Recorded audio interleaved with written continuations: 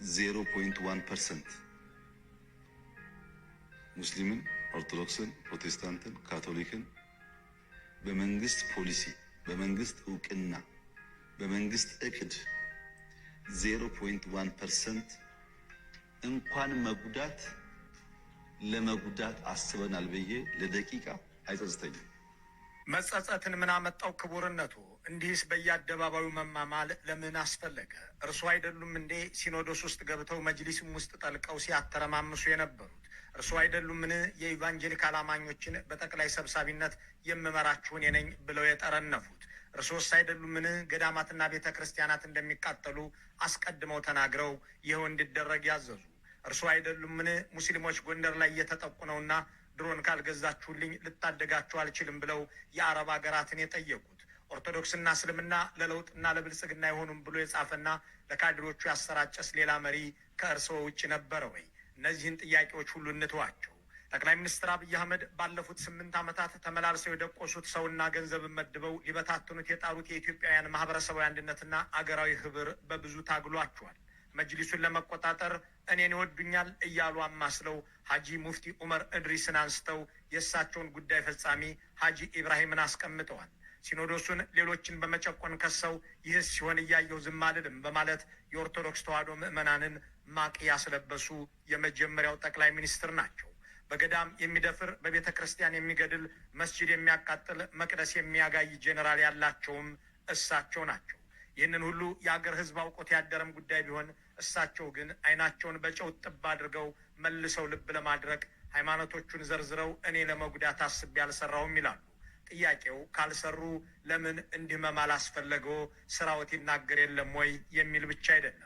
እርሳቸውም ሆኑ የሚመሩት የኦህዴድ ብልጽግና የመግዣና የመግደያ መዋቅር ለየትኛውም ሃይማኖትና ብሔር ውግንናና ፍቅር ኖሮት አያውቅም።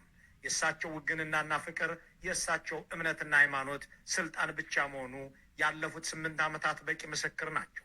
ስልጣናቸውን ለማክረም በመሳሪያነት የሚያገለግል የትኛውም ተላላኪ ከየትኛውም እምነት ከተገኘ ያሰማሩታል። በኦርቶዶክስ ተዋሕዶ ቤተ ክርስቲያን ሀብትና ዝና ያካበቱት በቤተ ክርስቲያኗ ምዕመንና ኪስ አካውንታቸውን ያደለቡት ዳንኤል ክብረትም ሆኑ ወንጌላዊው በቀለ ወልደ ኪዳንና መሰሎቻቸው እንደ ኡስታዝ ያሲን ኑሩ ያሉትም ሰዎች እርስ በርስ የሚያገናኛቸው አንዳች መንፈሳዊ ምክንያትና የአገር ፍቅር የለም።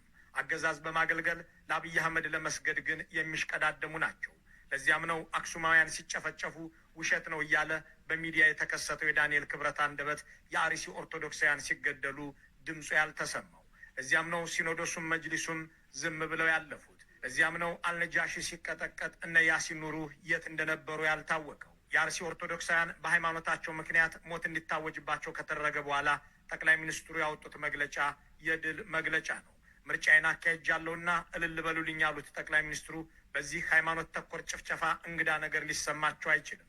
ቤተ ክህነቱንም እንደተቆጣጠሩ አረጋግጧልና ያሻቸውን ካደረጉ በኋላ ምንም ቢያደርጉ የሚለውጠው ነገር የለም። አምባገነን መሪዎች የሃይማኖት ተቋማትን ሙሉ በሙሉ ለመቆጣጠር ወይም ካልሆነ ደግሞ ለማጥቃትና ለማዳከም የሚነሱባቸው በርካታ ስትራቴጂካዊና ስነ ልቦናዊ ምክንያቶች አሏቸው። ሃይማኖት ከግል እምነት ባለፈ ሰፊ ህዝባዊ መሰረት፣ የገንዘብና የሞራል የበላይነት ስላለው ለአምባገነኖች ወይ ትልቅ የስልጣን ማደላደያ መሳሪያ ነው ወይም ዋነኛ የስልጣን ስጋት ነው። አሁን ጥያቄው እንዲህ ያሉ የቤተ መንግስት ካዳሚዎችን አሰማርተው የእምነት ተቋማትን ለግድያና ለትርምስ ያዳረጉት ጠቅላይ ሚኒስትር ፍላጎታቸው ምንድን ነው? እንዲህ ባለ መንገድ አገር ቢበተን ቢከፋፈልና ህዝብ ቢገዳደል እሳቸው ምን ይጠቀማሉ? ይህንን ያህልስ ከህዝብና ከአገር ጋር እልህ መጋባት ለምን አስፈለጋቸው? እነዚህን ጥያቄዎች የምናብራራቸው ፈላጭ ቆራጭ መሪዎችን ለመመልከት በምንገለገልበት መነጽር ነው። አምባገነን መሪዎች የእምነት ተቋማትንና አማኞችን እንዲሁም የእምነት አባቶችን የሚገለገሉት እንዴት ባለ መንገድ ነው? ማሳያስ አለ ወይ? ይህ ከሆነስ ማህበረሰብ ምን ማድረግ አለበት? ጥቂት ደቂቃዎችን እናክል። አሁን የሚታየ ልክ መዶሻ ይዞ የማፍረስ ያህል ነው መንግስት እየሰራ ያለው። ከስራውን ሁሉ ትቶ ይችን ቤተክርስቲያን መዶሻ ይዞ እያፈረሰ ነው ያለው። አጠቃላይ ጉዳዩ የመንግስት ነው። ምክንያቱም ግን አናውቅ። ይችን ቤተክርስቲያን በማፍረስ እንዲህ በማድረግ መንግስት የሚያተርፈውን አላውቅም። አገር እያፈረሱ ቤተክርስቲያን እያፈረሱ ብልጽግና ይባል። ለምሳሌ ኦርቶዶክስን ብንወስድ ከኔ በላይ ኦርቶዶክስን ያከበረ ያስታረቀ ካርታ የሰጠ የለም። ይህ ጥንቅቅ ያለ ውሸት ነው። እውነተኛው ጉዳይ ተቃራኒው ነውና እንደ እርሶ ኦርቶዶክሶችን የፈጀ ኦርቶዶክስን ያዋረደ ያሳደደ የዘረፈና ያደህየ ያጋጨና የወጋ ወንድ ዮዲት ጉዲት የለም የሚለውን ክርክርም ሆነ ሌላውን ጉዳይ በዚህች 10 ሰከንድ በማትሞላ ንግግር ውስጥ አከታትለው ያቀረቡትን ውሸት መሞገት የዚህ ዝግጅት ትኩረት አይደለምና ወደ ዕለታዊ አጀንዳችን እንግባ። የአምባገነን መሪዎች ጠባይ መገለጫ ናቸው ተብለው ከሚነገርላቸው ጉዳዮች መካከል አንዱ የሃይማኖት ተቋማት ላይ የሚከተሉት ፖሊሲ ተመሳሳይ መሆኑ ነው። በእርግጥ ከአንዲት ዶሮ የተፈለፈሉ እንቁላሎች ይመስል ፈላጭ ቆራጭ መሪዎች አነሳሳቸውም አወዳደቃቸውም አገዛዛቸውም በአብዛኛው አንድ አይነት ነው። እናም በሃይማኖት ተቋማት ላይ የሚዘረጉት ስርዓት ኪም ጆንግ ኡንም ሆነ አብይ አህመድ፣ ኢሳያስ አፈወርቂም ሆነ አዶልፍ ሂትለር አንድ አይነት ነው። ጉዳዩን በ24 ዓመታት ውስጥ ከ185 ሀገራት በተሰባሰበ መረጃ ላይ ተመስርተው ያጠኑት የሚቺጋን ስቴት ዩኒቨርሲቲ ፖለቲካ ሳይንስ ዲፓርትመንት ባልደረቦቹ ካሪ ኮሰል እና አኒ ሳርኪሲያን ከ5 ዓመታት በፊት ሪሊጅን ኤንድ ዘ አውቶሪታሪያን ቱልኪት አር ካሮትስ ሰብስቲቱትስ ፎር ስቲክስ በሚል ርዕስ ስራቸውን አሳትመዋል። በአምባገነኖች ዘንድ የሃይማኖት ተቋማትን ለመቆጣጠር የሚደረገው ጥረት በዱላ ምትክ ካሮት የተካው ነውን በሚል መጠይቅ ሲያብራሩት ካሮት ኤንድ ስቲክ የተባለውን ቲዮሪ ተጠቅመው ነው።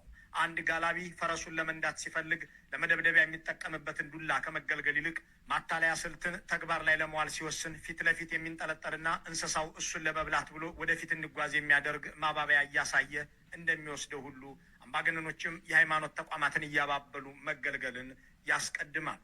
በዚህም ለዚያ እምነት ተቋም ግንባር ቀደም ተቆርቋሪ ሆነው ይከሰታሉ። ቤተ እምነቱ ከእነሱ በፊት በነበሩት መንግስታት ብዙ ጥቃት ሲደርስበት እንደኖረ በመጨረሻ እነርሱ ደርሰው እንደታደጉት አድርገውም ይቀሰቅሳሉ። በመቀጠልም የዚያ ቤተ እምነት አባቶችና ተከታዮች ጸሎት እንደሚያስፈልጋቸው በመግለጽ ጸልዩልኝ፣ ባርኩኝ፣ ወዘተ እያሉ ያስመስላሉ። ለዚህ ነው ክላሽና ሽንገላ የሚለው እንደ አብይ አህመድ ላሉ ገዢዎች ትክክለኛ ቲዮሪ የሚሆነው። እስቲኩ ክላሽ ሲሆን ካሮቱ ደግሞ ሽንገላው ነው። የኦርቶዶክስ ቤተ ክርስቲያን በእምነት ቀኖና ከወንጌላውያን ቤተ ክርስቲያን የተለየች መሆኗ ይታወቃል። እኔ ልነግራችሁ የምፈልገው የኦርቶዶክስ ቤተ ክርስቲያን ለእኛ ለኢትዮጵያውያን ክብራችን ናት። ለአንድ የእምነት ተቋም ተቆርቋሪ መስለው የሚከሰቱበት፣ አማኝ መስለው የሚያታልሉበት፣ ለመጅሊስ ወይም ለሲኖዶስ የሚቆረቆሩ መስለው የሚተውኑበት ስልት ሽንገላው ሲሆን በአርሲም በአክሱምም በአማራ ሳይንትም በደብረ ኤልያስም ክርስቲያን ሲያልቅ ሙስሊም ሲገደል እሳት የሚያቀብሉበት ጥበብ ደግሞ ሳይንሱ እስቲክ ቢለውም ክላሽ የሚለው ግን ለብልጽግናዎች ትክክለኛ መሰየሚያ ነው። እንዲህ ያሉ አምባገነን ሰዎች ዋና ገዳይ፣ ግንባር ቀደም ዘራፊና ሐሰተኛም ቢሆኑ አትግደል፣ አትስረቅና አትዋሽ የሚል ድንጋጌ ያለውን ቤተ እምነት ሲጠጉት የቀበሮ ገላቸውን በበግ ለምድ ለብሰው ነው። እልም ያሉ አማኝ ፈሪሃ ፈጣሪ ያለባቸውን መስለው ይከሰታሉ። እዚህ ጋር ጠቅላይ ሚኒስትር አብይ ለእርካብና መንበር መጽሐፋቸው እንደ ትልቅ ማሳያ ደጋግመው የተገለገሉበት ገድለህ አጋጭተና ከፋፍለ ግዛ የሚል መርህ ያዘለው የዘ ፕሪንስ ደራሲ ኒኮሎ ማኪያቬሊ ይጠቀሳል። በነገራችን ላይ ይህ መጽሐፍ አብይ አህመድ ሰዎችን የሚፈልጉትን እያሳየ ወደ ገደል ወስደህ ጣላቸው፣ ከዚያም በሬ ሆይ ሳሩን አየህና ገደሉን ሳታይ ብለህ ተረትባቸው ብለው የስልጣናቸው መሳሪያ ሆነው የቀጠለ መመሪያ ያሰፈሩበት ድርሰታቸው ነው። ማታለልንና መካድን እንደ ትልቅ ችሎታ የሚቆጥሩት ጠቅላይ ሚኒስትሩ የማኪያቬሊን መጽሐፍ ተጠቅመውበታል። ዘ ፕሪንስ መሪዎች ማታለልና ሽንገላን እንዴት እንደሚጠቀሙ ለማብራራት በ18ኛው ምዕራፍ ላይ ኢን ዋት ዌይ ፕሪንስ ሹድ ኪፕ ፌዝ ወይም መሪዎች ቃላቸውን በምን መልኩ መጠበቅ እንዳለባቸው በሚለው መመሪያ ስር ገዢዎች ስልጣን ላይ ለመቆየት ሲሉ መልካም እውነተኛና ሃይማኖተኛ ሳይሆኑ ነገር ግን እነዚህን እሴቶች ያሏቸው መስለው እያታለሉ መታየት እንዳለባቸው በግልጽ አስፍሯል።